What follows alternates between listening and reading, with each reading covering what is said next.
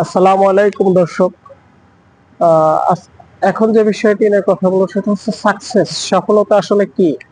সফল ব্যক্তিরা কি কাজ করে আর ব্যর্থ ব্যক্তিরা কি করে?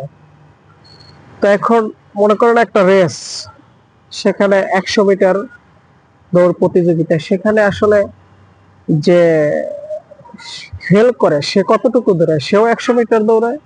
যে পাশ করে মানে সাকসেস হয়, ফার্স্ট হয়, প্রথম হয়, সেও 100 মিটার দৌড়ায়। এখানে ডিফারেন্স কি? সময়ের ব্যবধান।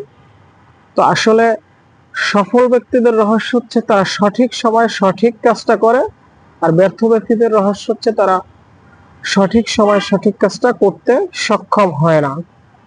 এখানে আসলে সফলতার রহস্য বলতে যেটা, আপনি যেই কাজটাই করেন সিরিয়াসলি করতে হবে, মন 100% ডিসিশন নিতে হবে যে আমি এই কাজটাই করবো এবং এখানেই সফল হব।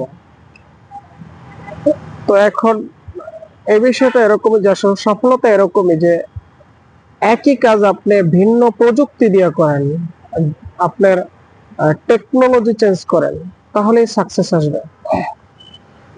আমার চ্যানেলটি সাবস্ক্রাইব করে দেন। সবাইকে ধন্যবাদ।